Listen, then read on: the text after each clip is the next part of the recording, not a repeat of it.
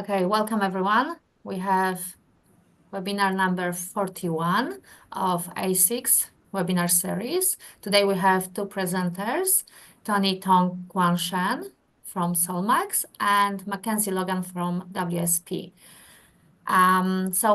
First, Tony will be presenting his topic on innovative and enhanced drainage geotextiles applied in transportation, infrastructure, landfill and recreation area.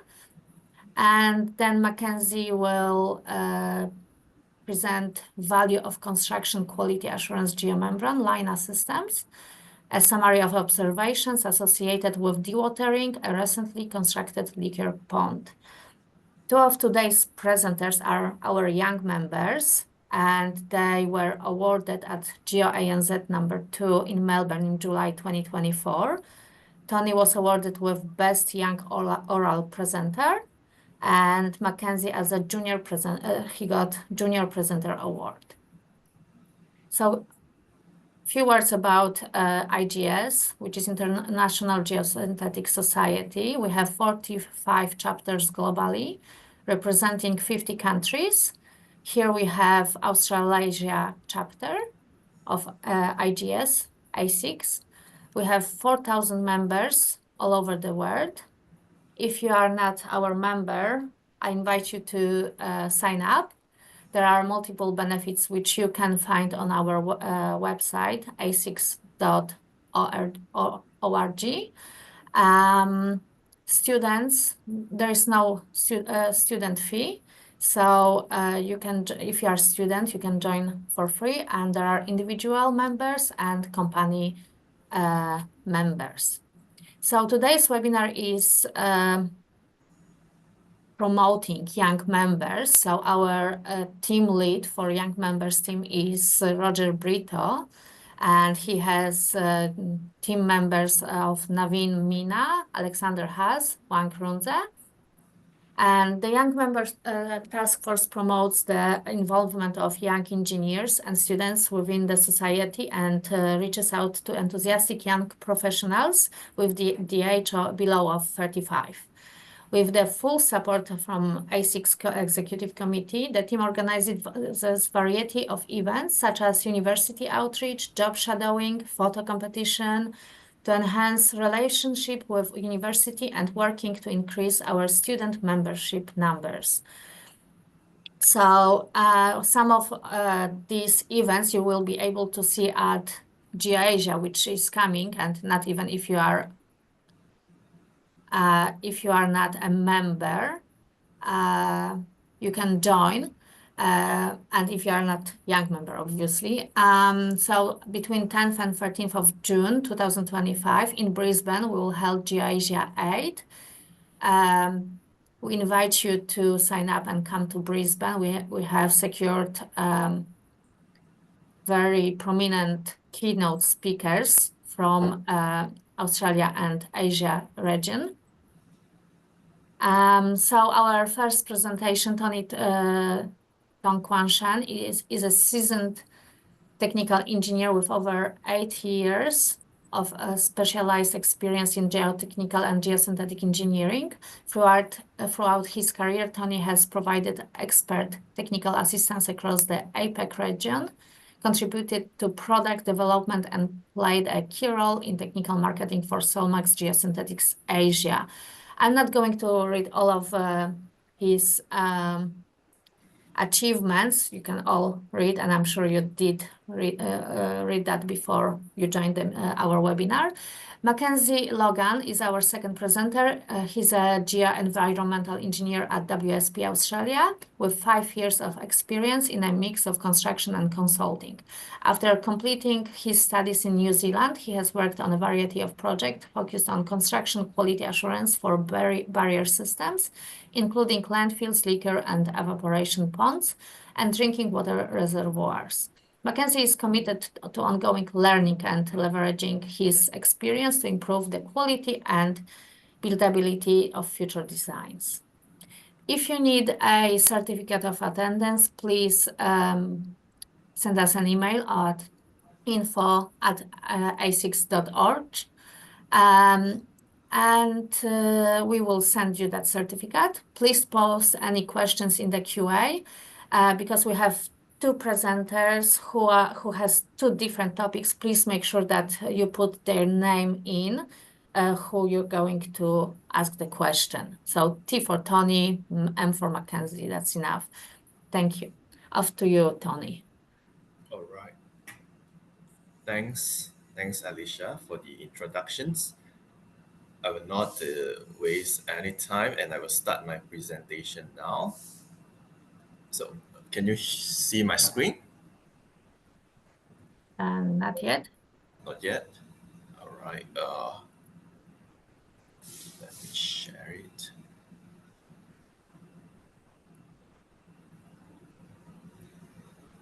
Yes. Perfect. Okay. All right. Okay. So, good afternoon, ladies and gentlemen. I'm Tony, an engineer who's really excited to share how innovative enhanced drainage geotextiles are making a real difference in transportation infrastructures, landfills, and recreation areas. And as we all know, these critical structures play a vital role in enhancing our living standards and overall quality of life. And imagine that a busy highway that remains open and safe, a landfill site that stays stable and secure, and a recreation area that's always ready for play, even after a rainfall. So today I will take you through how this innovative geotextiles works. So as we all know, water is one of the most threatened enemy when it comes to geotechnicals and drainage issues. When issues such as this water is not managed properly, excessive moistures can significantly reduce the CBR of the subgrade and compromise the resilience of the subbase and base course layers. So this ultimately weakens the pavement structures, leading to potential failures. Additionally, for the recreation area or landfill, inadequate drainage can result in water ponding, which disrupts the functionality of the facility. So here, we want to remove the water as much and as soon as possible.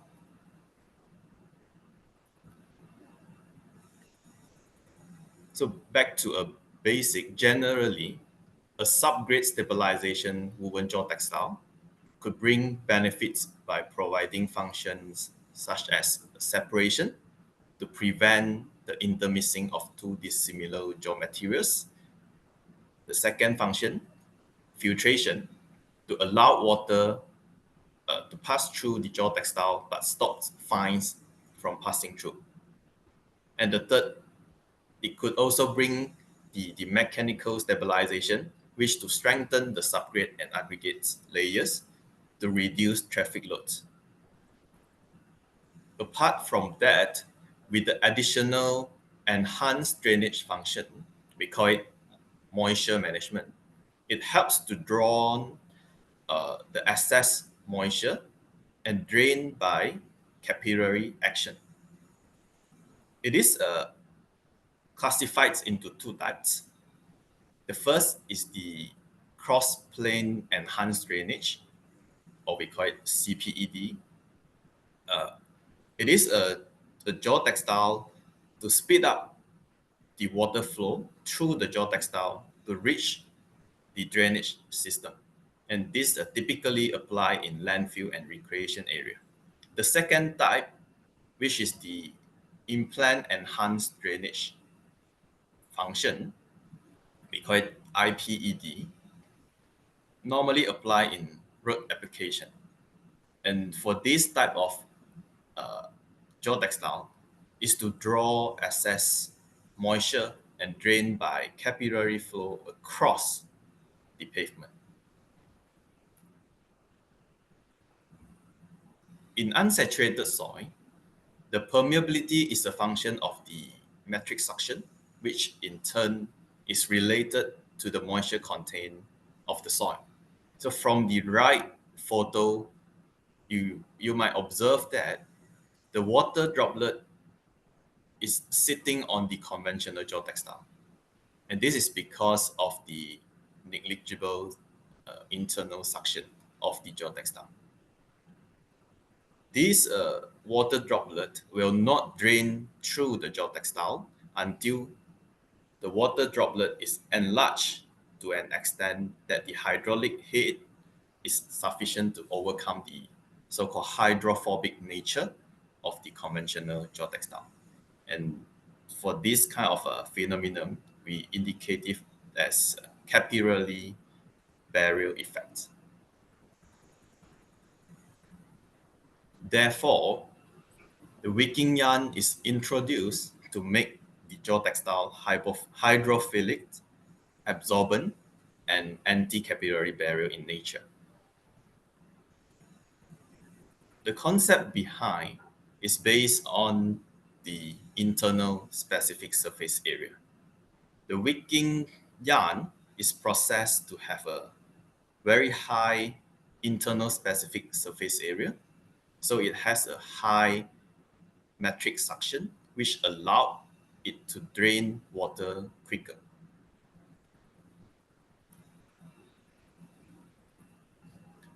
This is a soil column infiltration test conducted by the University of Texas at Austin.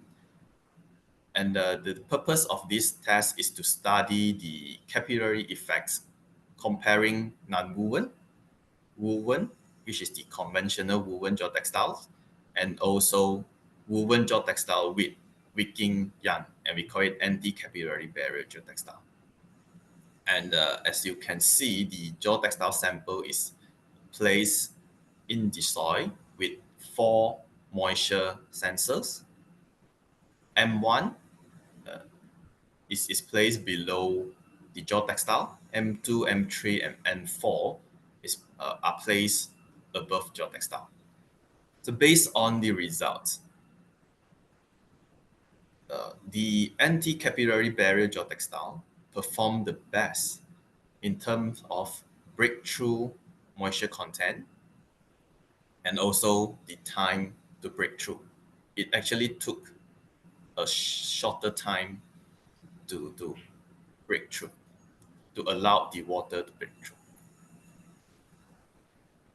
So a simple concept, a surface ponding occurs if the incident rain plus run-on is greater than the run-off plus salt away. So what we are doing here is to use the anti-capillary barrier, which is the CPED filtration geotextile, to speed up the salt away process and therefore shortens the time required for ground recovery, and we can call it usability after rainfall event. So the geotextile is basically placed in between the drainage system. So this is a project at the Selangor Turf Club in Malaysia. A wicking drainage blanket was implemented to improve the horse racing track's performance. By the way, this is a horse racing club. And the existing track has an outdated subsurface drainage system, which often lead to water ponding and compromise the track functionality. Since this is a horse racing business, and that's why it really relies on the number of race. So the track owner find a solution. It is keen to find a solution to accelerate the water drainage and enhance the track recovery. And of course, this is to increase the race frequency. So by achieve this, the upgrading process involve excavating the track area to a depth of about 350 mm, and the wicking drainage blanket was then installed on the prepared subgrade and connected to a trench drain, like the photo shown in the right hand side. And by providing this system, it actually helps to improve the recovery track. The frequency of the race, and that is why we are providing an effective and sustainable drainage solution.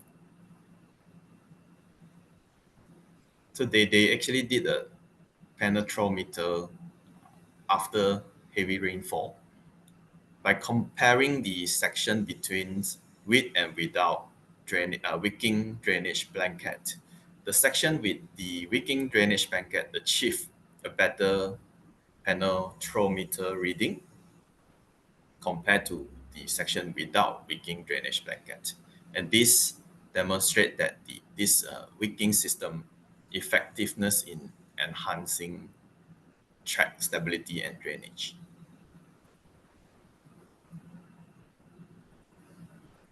And this is another project using the CPED geotextile in landfill capping application in Hebei province, China. It was installed on the drainage gravel layer from the typical section. You can see that. And it is to act as filtration geotextile to speed up the drainage and recovery of landfill cover.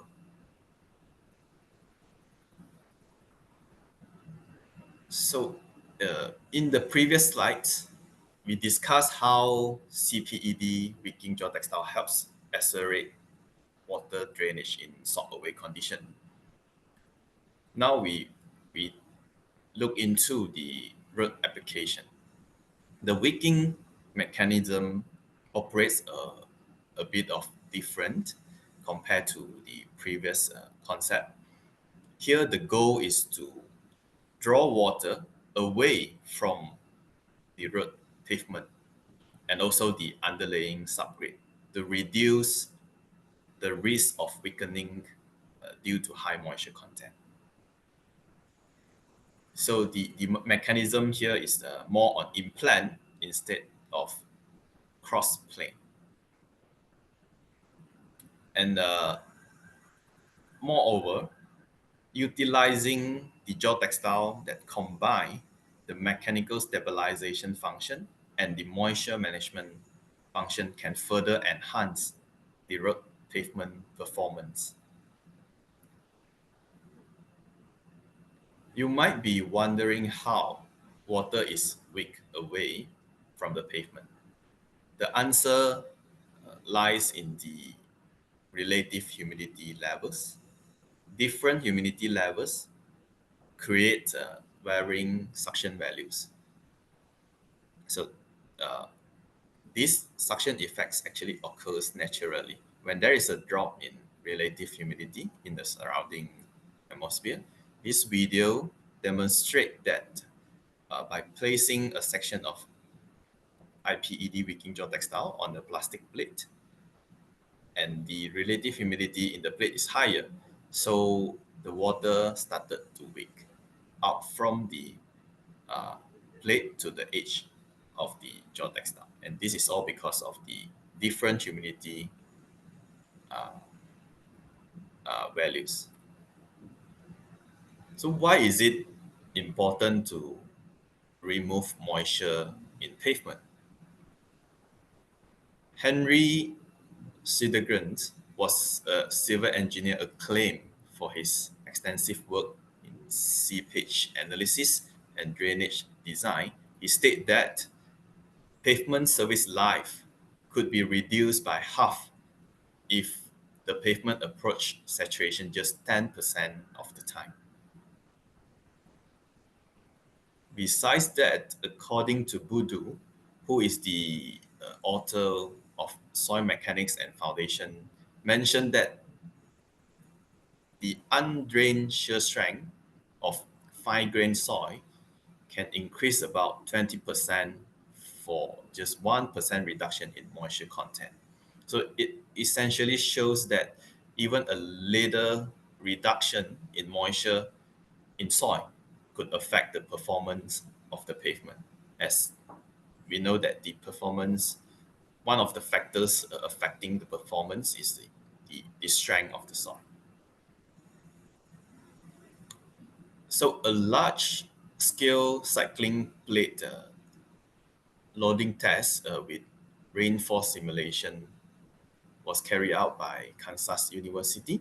This is to study the beneficial by including geotextile in pavement deformation.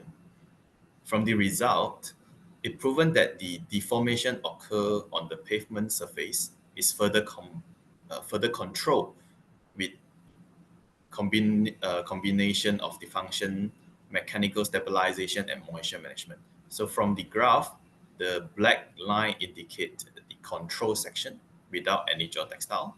The orange line indicate the non-wicking geotextile, and the blue line indicate the wicking geotextile. So it actually shows the deformation for the wicking geotextile is the minimum one. In terms of traffic benefit ratio, the wicking geotextile do, also bring the additional benefits with the helps of moisture management function compared to the conventional geotextile.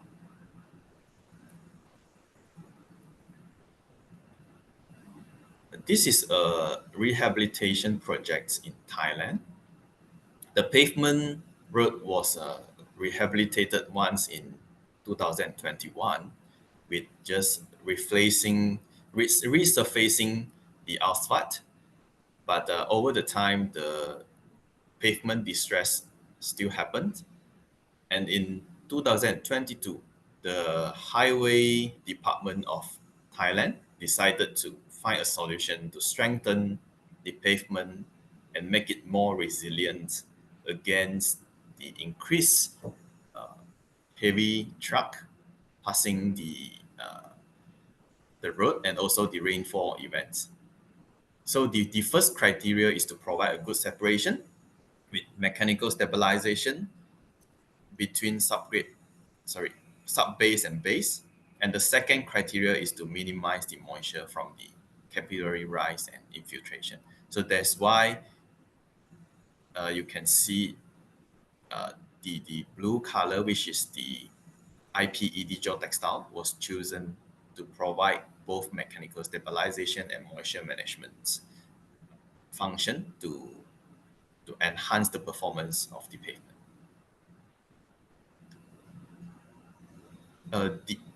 The Department of Transportation they will consider to try it out before they use for the whole road. So about 1 kilometer of the road has been selected as trial, and they were set up with instrumentation such as moisture sensor and horizontal inclinometer in the sub-base and base layer to monitor the moisture content and the formation of the pavement.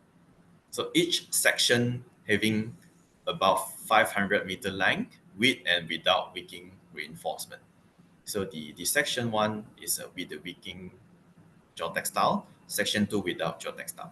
So when we look into the performance evaluation view, the moisture database, the top, which is the section 1, shows a quite constant result regardless of the rainfall event.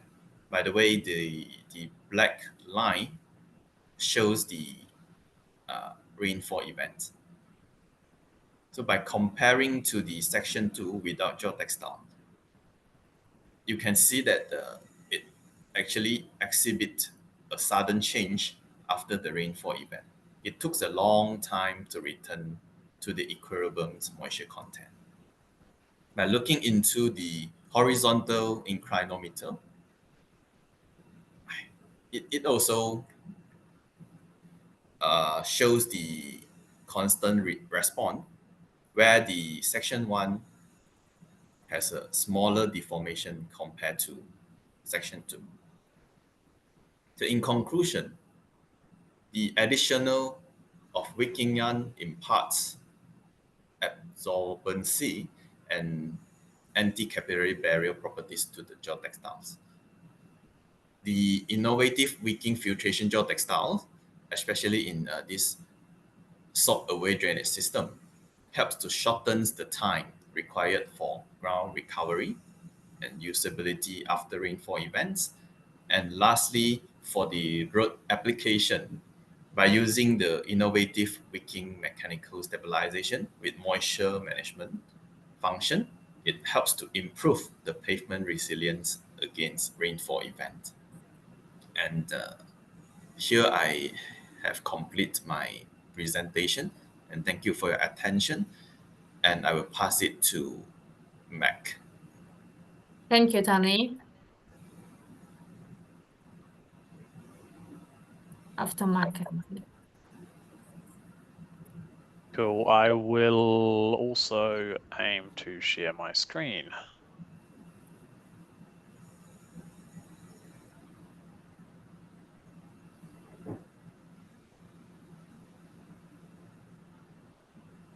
Let me know when you can see the PowerPoint.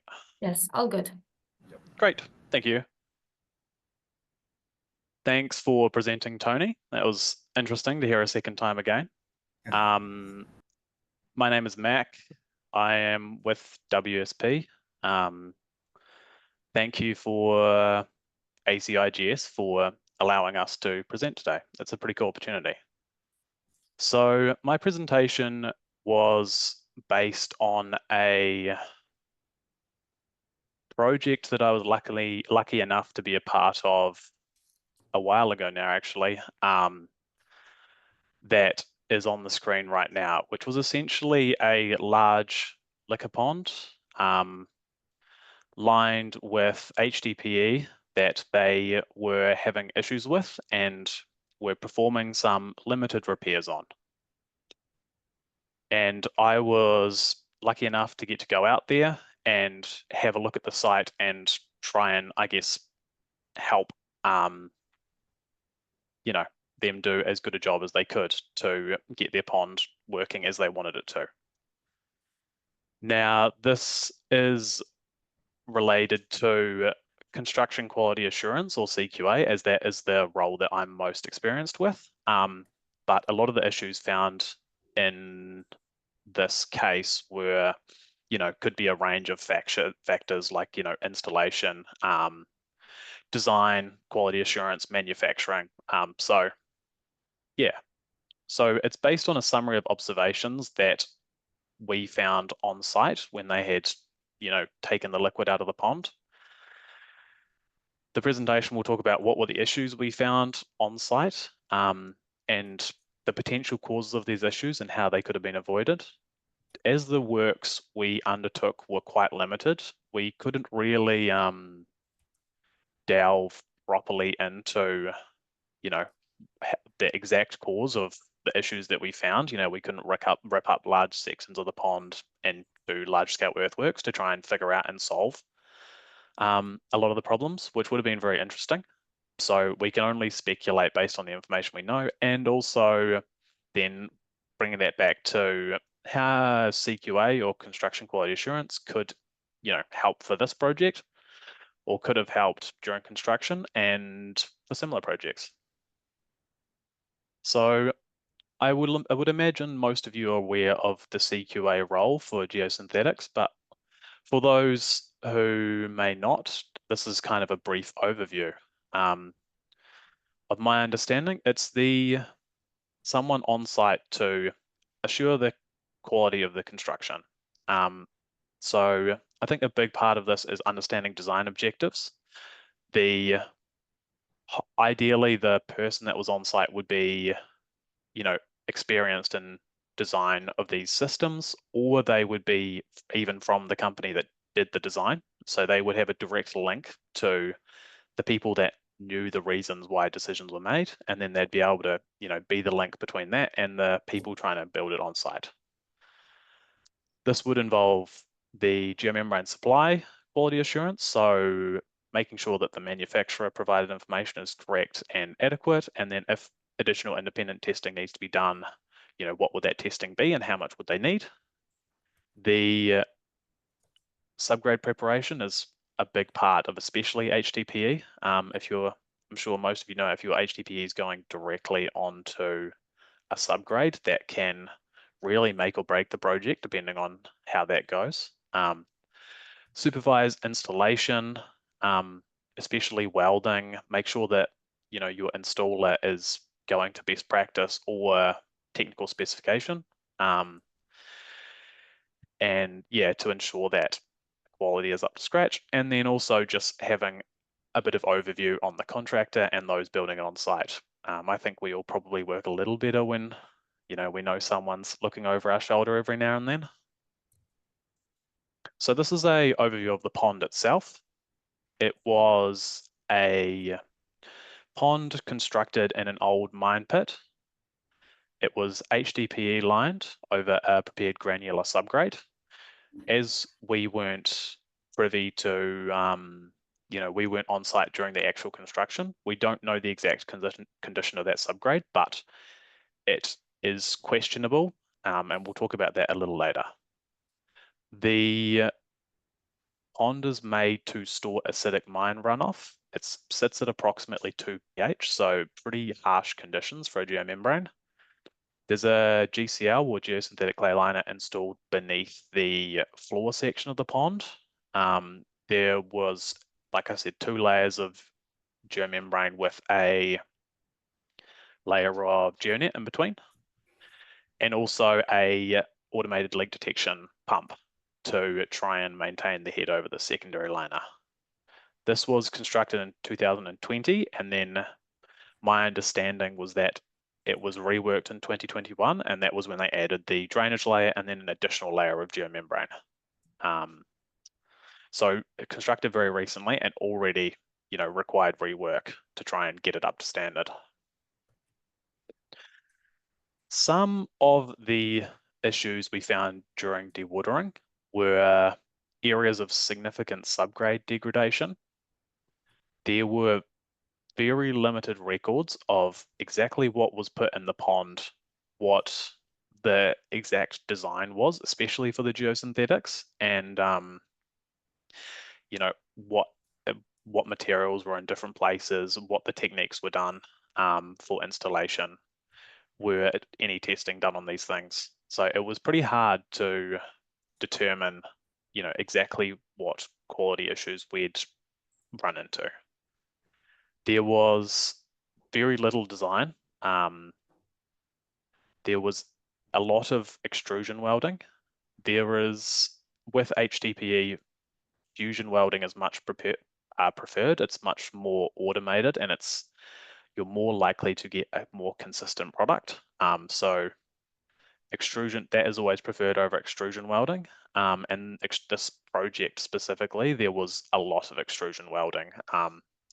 It was constructed where they needed long extrusion welds essentially around all of the benches. And as you can see, there is a lot of area of benches. And there was stress cracking in these welds and cracked welds that have been completely pulled apart, which we'll see later. And there was also a lot of liquid trapped beneath the geomembrane in different areas. So to start off with, we have sections of geomembrane that, you know, seem to have been damaged due to subgrade underneath. We had multiple panels like the photo on the left that where you can see there's deformations all over the panel, places where the geomembrane's yielded, and potentially there's holes where, you know, the bad ones, it was hard to know because we couldn't LAS test this specific piece, but I suspect that a few of them would have been holes. And there's also, you can see the channels underneath the geomembrane where water has run down and rutted out the subgrade underneath. So yeah, really not ideal. Again, this was all just based on surface inspection. We never actually got the chance to cut open this, but I think this would have been significantly reduced had there been significant effort put into the subgrade preparation to a high standard. This was essentially solved by placing, leaving the piece there as a sacrificial sheet and then placing additional panel on top as the barrier layer, but it really wasn't a full long-term solution to the problem. This was some of the examples of extrusion welding I was talking about, where the weld quality left a fair bit to be desired. This was a mix of limited records, so not knowing exactly what was gone in. There was a lot of welding that was not best practice, like the one above, where there was, areas with patches where they'd gone over a section of weld 2 or 3 times, heat stressing the geomembrane a lot. We had holes like the one on the right where there were old extrusion welds and there'd been holes that obviously hadn't been found during QA. They hadn't been back box tested properly, or something of the sort.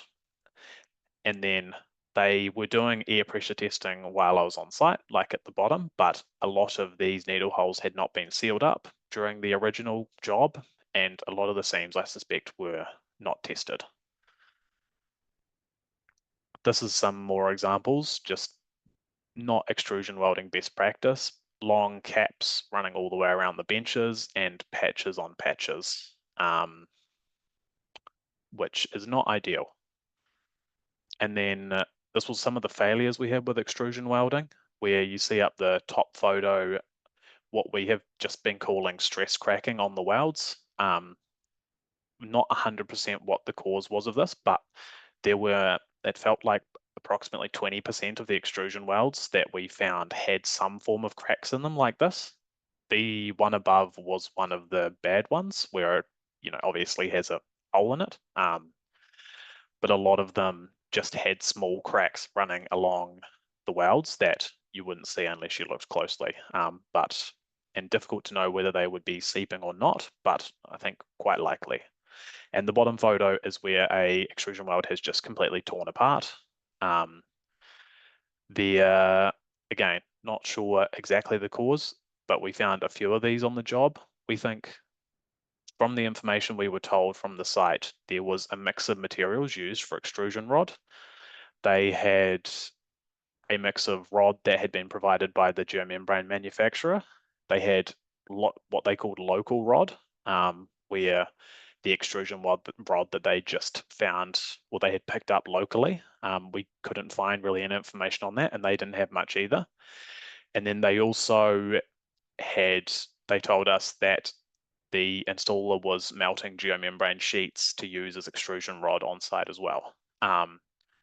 So we think this is potentially the cause of some of these failures, but again, hard to know, and installation practices weren't best practice either. But I think a lot of these could have been solved if you had someone doing the CQA role from an independent site who knew what they were looking at and would have been able to flag, that these materials were potentially not up to standard and should have been, at least additionally tested before being installed in the pond. And then another interesting issue we had was we had significant liquid found underneath the liner.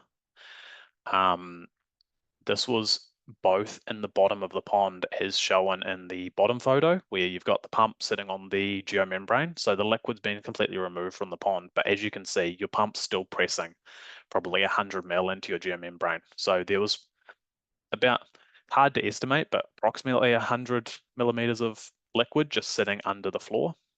This was under both layers of liner, and it's will significantly reduce any benefit of having a secondary liner because you've already got liquid sitting under both of them.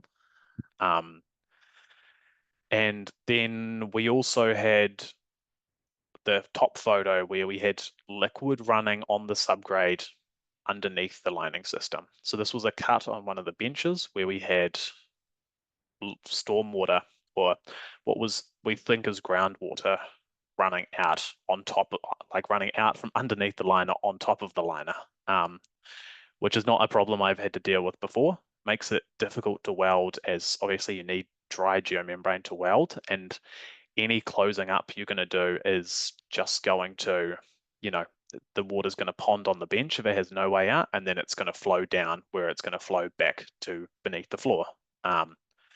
So another difficult problem to solve when, with the limited repair time we had, there was a groundwater drainage system placed on the slope that again was constructed far before we were involved in this project, that was meant to, I suspect, do something about this issue, and either due to the fact that that wasn't being pumped out enough, or the system was overloaded, or it had failed in some way, led to this.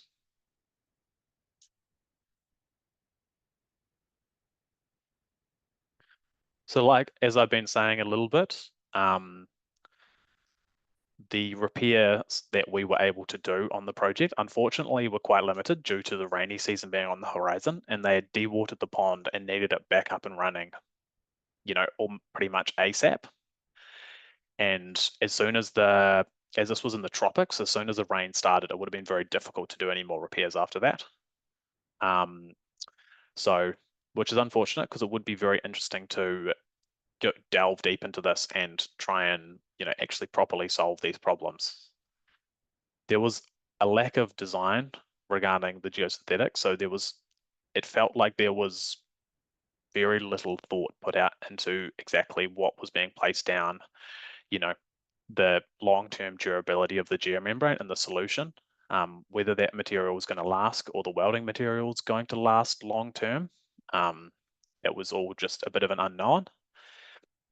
And then again, very limited information on existing weld quality. Most of them seem to be holding water at the moment, but for how long would that last? Difficult to know without further analysis, essentially. So some of the conclusions from this is that thankfully this pond was not in Australia. I would be very surprised to see that here, but standards of work are quite different depending on where you are.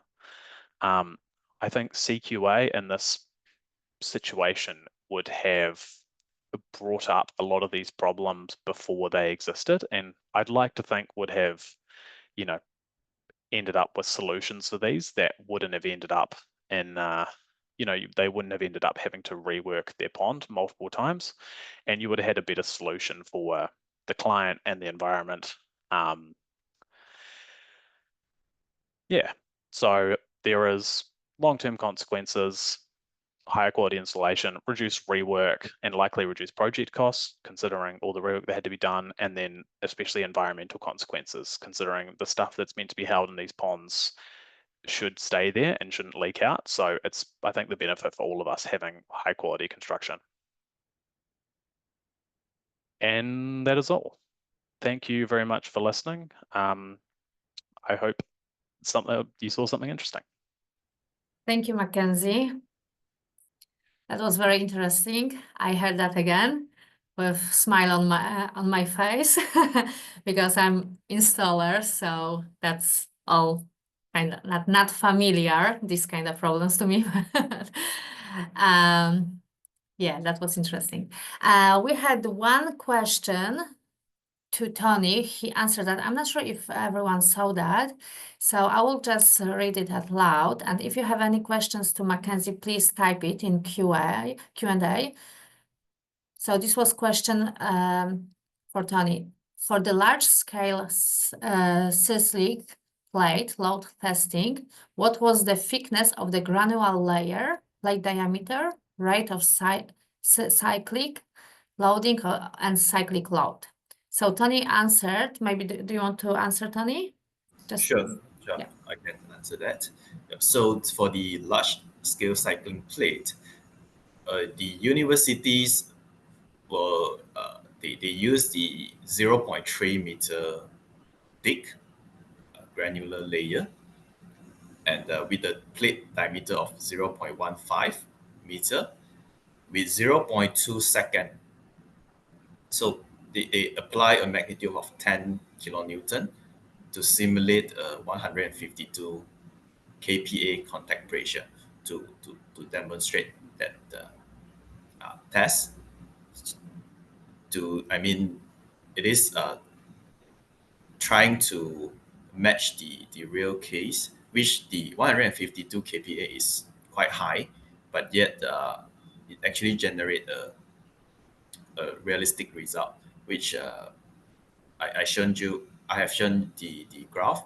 So it's actually quite a good test because a part of applying the contact pressure, they also simulate the rainfall.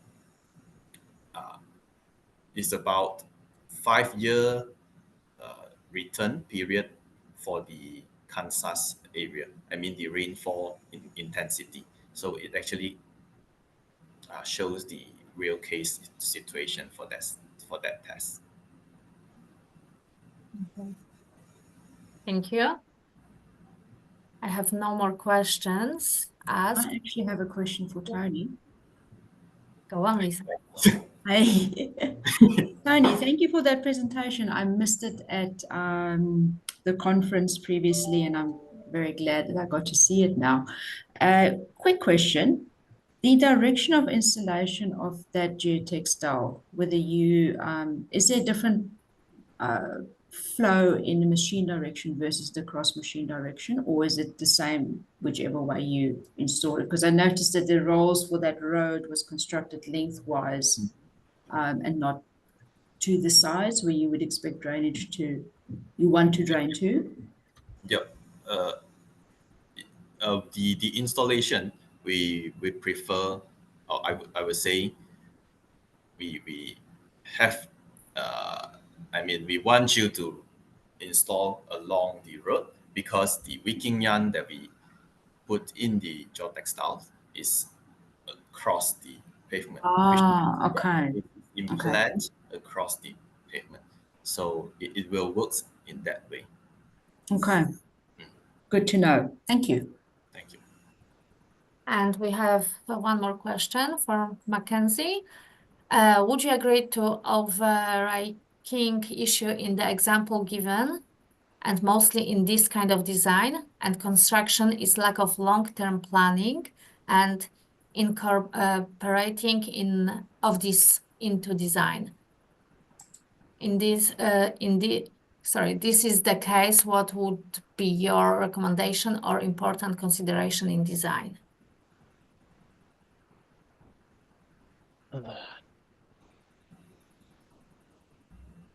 I think that is definitely correct.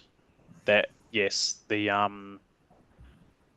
lot of the issues that were found were either the planning that was done at the start of the project was not sufficient and underestimated the problems that they would have, or they just didn't incorporate them into the design for whatever reason. Again, not 100% sure. And I guess this is a good reason. I'm not 100% sure in this situation what the design process looked like, whether they went through a design company who normally does this type of thing and would be able to do the investigation required to make sure that these risks have been accounted for. So I would suspect that going through what I would like to think is the normal process in a design process in Australia would have picked out a lot of these problems before they happened. And then again, some of the problems would have had to been picked out during construction as well. So regarding a lot of the installation practices not being up to, best practice in Australia. So I think you'd need a bit of both probably to try and solve some of the issues, I guess. I have Glenn Gillan. Thank you, Mackenzie. I have Glenn Gillan raise the hand, so I'm just going to allow you to speak, Glenn.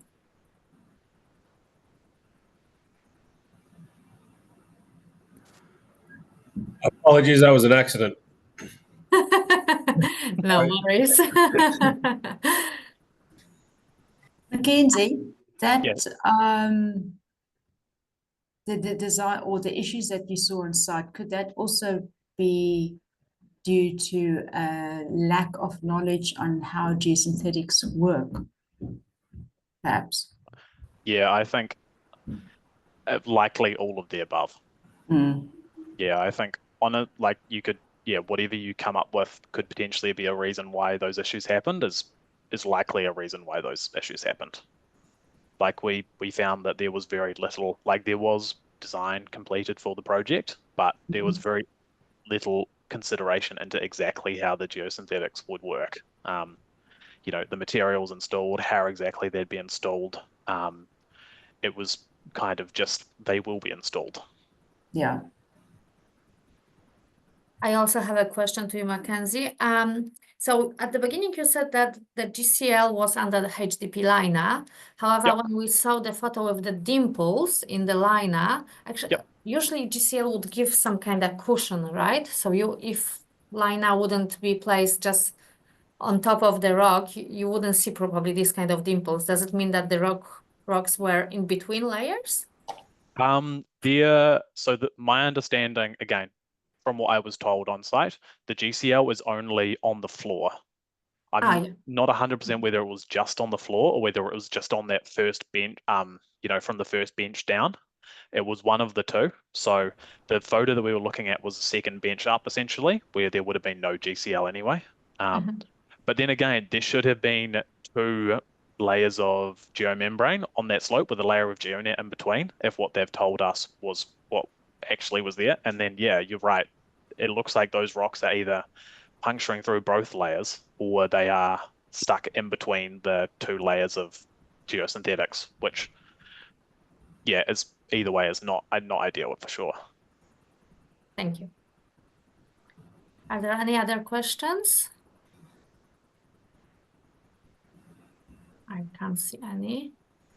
Thank you, everyone, for joining us. You can see the recording of this webinar on our website in the next few days. So you can always come back and have a look. Please send us questions if you have any more. And thank you for attending. Thank you, Mackenzie and Tony, for presenting today. Thank you. Awesome. Thank you very much as well. Thank you very much. Thanks everyone for listening. Thank you. Thank you. Thank you.